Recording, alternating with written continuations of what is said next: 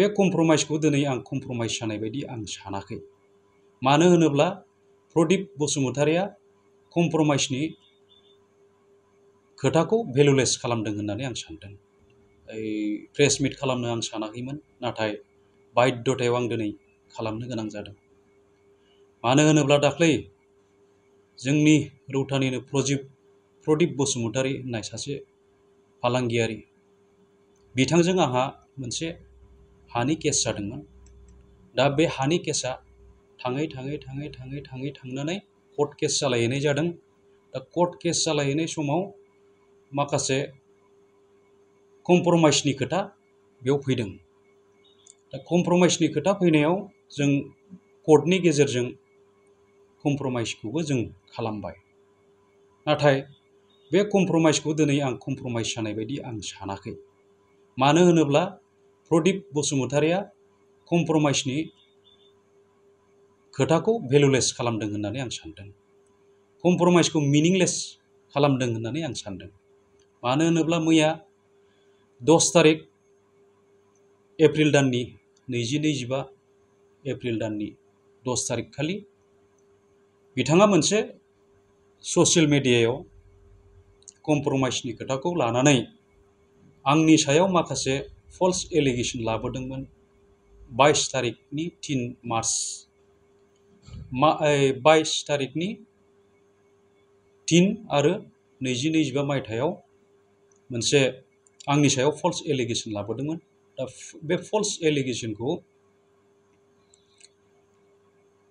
Allegation होनायाव आंनि बिसि मलिना नार्जारिया बिनि स्टेटमेन्टनि सायाव काउन्टार स्टेटमेन्ट होदोंमोन। दा बिनि आंनि सायाव फल्स एलिगेसन होनायखौ ससियेल मिडियानि गेजेरजों प्रेस मिट खालामनानै दैखांनानै लाफिननांगौ बा रिमुभ खालामनांगौ होननानै काउन्टार स्टेटमेन्ट होनाय जादोंमोन। नाथाय फैयै दिनै बिथाङा स्टेटमेन्टखौ होनाय जायाखिसै, आरो होदोंब्लाबो दा मैयानि 10 तारिख खालि बिथाङा होदोंमोन, नाथाय रिमुभ खालामनांगौनि खोथाखौ बुङाखिसै। दा बेखिनियाव आं माखासे कमप्रमाइसनि खोथाखौ माखासे पइन्ट जेराव जों कर्टआव कमप्रमाइस एग्रिमेन्ट मोनसे जादों। दा बे कमप्रमाइस एग्रिमेन्टखौ आं फरायथिनानै होनो सानबाय। आइ नाम्बाराव दङ that with the cooperation of first parties, the second party Pradip Bosumtari will within 10 April 2025 invite a press meet and give clarifications that the matter has been amicably settled and there is no grudge or grievance against each other, and the parties will be at liberty to upload the clarifications in social media platforms so that all previous press briefings are removed from the minds of the public. दा बेयाव मा होनदों? that with the cooperation first party आरो second party Pradeep बसुमतारिया 10 तारिखनि गेजेराव press मिट खालामनो नांगौ। बे press मिट खालामनो नांगौआ बेयाव लिरनाय दङ, आरो give clarification that the matter has been amicably settled। दा बेखौ क्लारिफिकेशन होनांगौ दि जोंनि बे माखासे ससियेल मिडियायाव होनाय प्रब्लेमफोरा सल्भ जाबाय, सेटल जाबाय, शान्तियै सेटल जाबाय होननानै बेयाव स्टेटमेन्ट होनांगौ। एन्ड देयर इज नो ग्रड्स अर ग्रीवेन्स एगेन्स्ट इच आदार। बेयाव गावजों गाव जेबो एना एनि गैयालासे मोननैबो पार्टिजों माखासे ससियेल मिडियायाव पाब्लिकनि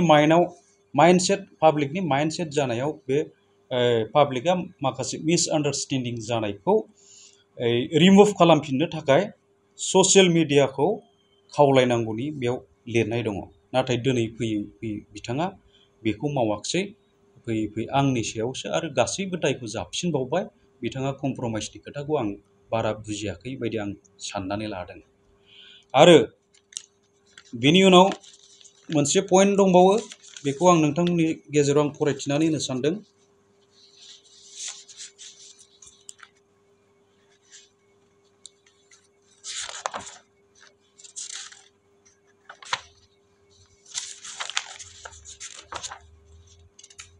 the first party, Molina Narjari, has at the time of this agreement paid amount rupees 2 lakh 2 lakhs. दा बे कम्प्रमाइसनि गेजेरजों जोङो बिथांनो आं हानि एगेन्स्टआव बिथांनो आं 23 लाख आं फैसा रां होफिननांगौमोन। दा बे एग्रिमेन्टआ बेयाव जाहैबाय। दा बे एग्रिमेन्टनि गेजेरजों बेनो बे केसखौ क्लोज खालामनायनि थाखाय 2 लाख रां एडभान्स होनाय जादों आरो माखासे रांखौ 21 लाख रांखौ 11 दाननि गेजेराव होजोबनांगौ होननानै बेयाव लिरनाय दङ। अब्ला बिथाङा दिनै आंखौ बोरै जाख्ल'नाय होननानै बुंनो हाखो? मैयानि स्टेटमेन्टआवथ' आंखौ जाख्ल'नाय होननायसो खोथा बुंफिनबावदों। दिनै जों फैसा होनो गोसो गैयामोनब्ला जों मारै कम्प्रमाइस जाखो? फैसा होनो गोसो गैयामोनब्ला मारै कम्प्रमाइस जों कर्ट एग्रिमेन्ट खालामखो? बेखौ मानो बुजियाखै? दा बेखिनियाव कम्प्रमाइस जानायनि माखासे जाहोनखौ आं बेयाव बुंनो सानदों। कम्प्रमाइस जानायनि जाहोना जाहैबाय सिभिल केस होदों आंनि हिन्जावा, आंनि बिसि मलिना नार्जारिया सिभिल केस होनाय जादों, कर्ट केस। बिथाङा आंनि हाखौ मोनसे समाव आं बिनिफ्राय जेब्ला आं बाखि लादोंमोन मावनाय समाव बिथांजों आंहा 2021 निफ्राय माखासे लेना देना एसे जालायबाय थायोमोन, होलाय लालाय, लांलाय लाबोलाय, मेट्रेस लांलाय लाबोलाय, बेबायदि लेनदेन दङमोन। दा बे लेनदेनाव आंहा 2023-24 नि गेजेराव आंहा माखासे खामानि मावनायाव बिल पेन्डिं जाबाय। बिल पेन्डिं जानायाव आंहा बेजों माखासे दाहार जानानै थाबाय। दा बे दाहार जानानै थानाय समाव आं दाहारखौ हरनो हायैयाव बियो आंखौ खें खालामबाय थाबाय। आंखौ फन खालामो, मेन्टेलि टर्चार खालामहरो, फैसा हराब्ला ओरै मा खालामनो सानखो, गाज्रि बायदिसिना खोथाजों आंखौ सोंखारि हरो। आरो माब्लाबा आंनि हिन्जावनाव नों फैसाखौ होनो हायाब्ला आंनि हिन्जावनाव आं फैसाखौ बिहैनोसै होननाय खोथाबो ओंखारलायदों। वाट्सएपआव मेसेज हरलायलायनाय जादों। दा बिनि थाखाय आं मोनसे डिप्रेसन जानाय बायदि जानानै आं बिथांनो मोनसे खोथा होनाय जादों, आं हा फाननानै नोंनो फैसाखौ हरनाय जानोसै, नों नेथ'नांगोन। दा बे सुबिदाखौ लाबाय बियो।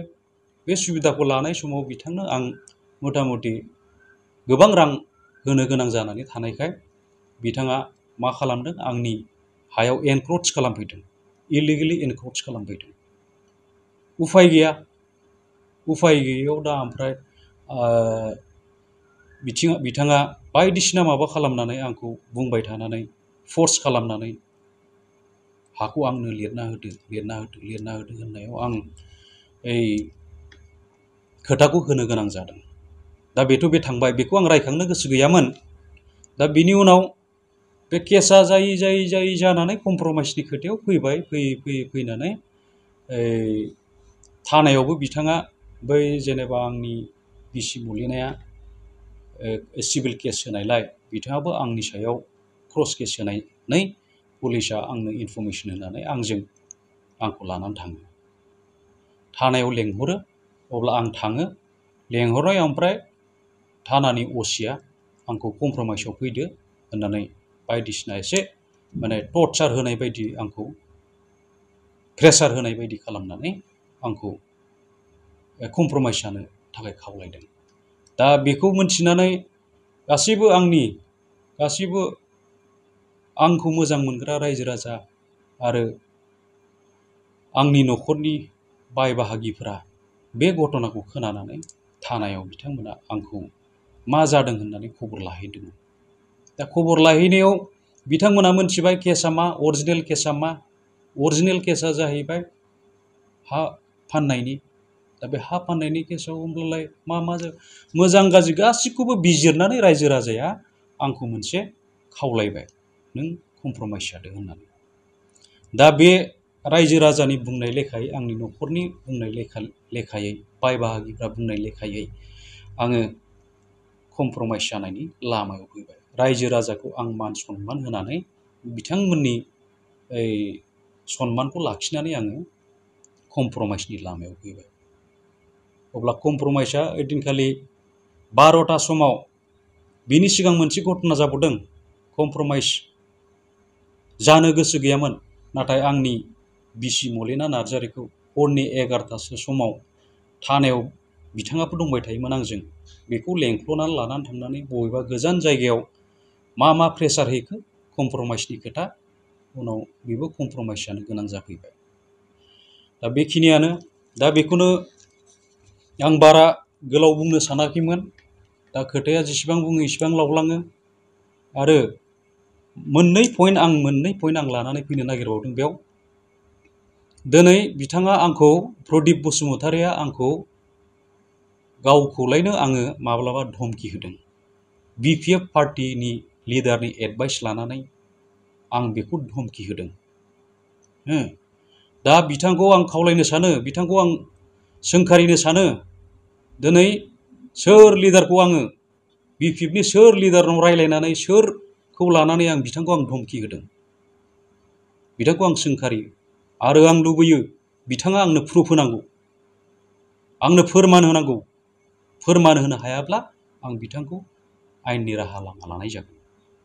दा बेथ' बे थांबाय। आरो मोनसे पइन्ट आं लानानै फैबावनो सानदों। दिनै आंनि बे हा बायलाय फानलाय फिसा केसाव दिनैनि बे जोंनि हारिखौ फोजाखांनाय, जोंनि हारिनि सिनस्रि, जोंनि बर' हारिखौ गेरेमसा खालामनो नागिरनाय, बड'लेण्ड हादोर गेरेमसा सोरजिनो नागिरनाय, जों जायखौ बुङो जोंनि हारिनि बिफा बड'फा उपेन्द्रनाथ ब्रह्म, बिथांनि मुंखौ आंनि हा बायनाय फाननाय फिसा केसाव बेखौ इनभल्भ खालामदों। आं बेखौ सोंखारिदों, दुखु फोरमायदों। दा आं बेखौ बुंनो सानाखैमोन। बेखौनो लानानै आं गिबियावनो आं निमाहा बिग्रोयो रायजो राजा नोंथांमोननिसिम। दा बिथांखौ बुंनायाव आं माबा गोरोन्थि जादोंब्ला आं निमाहा बिबाय। नाथाय बिथाङा, आं रायखांनाय नङा, बिथाङासो रायखांग्रोदों। बड'फा उपेन्द्रनाथ ब्रह्मनि मुंखौ रायखांग्रोदों, जेराव जों बेखौ बिफा होननानै मानियो। बिथांखौ बिथांनि मोखाङाव माबा फुननो नाजानाय, बेहा माबा गोहो दं नामा? गोसोम हांगार फुननो नाजानाय माबा गोहो दं नामा? बेखौ आं बुजिनो हाया। दा बेखौ लानानै आरो बेखौ बुङोब्ला जोंनिनो हारिनि सिनस्रि एबसुखौबो जों रायखांनो गोनां जायो। मानो होनोब्ला एबसुखौ बिथाङानो दैदेनदोंमोन मोनसे समाव। ओरैबायदि स्ट्रं, जोंनि हारिया खौसे थानांगौ, खौसे जानांगौ, जों बर'फ्रा जौगानांगौ, लेखा गोरों जानांगौ, बायदिसिना बिदि हिसाबै एबसुखौ दैदेनदोंमोन। दा एबसुखौबो आं गिबियावनो निमाहा बिग्रोयो। नोंथांमोनखौबो आं रायखांबाय। आंनि बे फिसा हानि केसाव रायखांनायखौ आं नोंथांमोननिसिम आं निमाहा बियो। दायो आरो आं खावलायनो लुबैयो, निमाहाजों लोगोसे खावलायनो लुबैयो। दा बिनि सायाव बड'फा आरो एबसुनि मुंखौ लानानै मा खालामनो सानदों, बेखौ माबा मोनसे बिजिरथाय होनो हायो नामा? आं खुलुमनानै आं आर'ज गाबदों। दा बेखिनियानो। दिनै कमप्रमाइस जाख्ल'नाय खोथाजों बाथ्राजों आंखौ बुंनाया बेना आं अयनाय जादों होननानै साननानै लादों। आरो दिनै बे बार गले गले आं बुंबावो, थांनाय 22 तारिखआव आंनि एगेन्स्टै फल्स एलिगेसन, नंखाय एलिगेसन लाबोनाय स्टेटमेन्टखौ उथायनानै लानांगौ होननानै आं गोख्रोङै बेखौ आं सोंखारिबाय।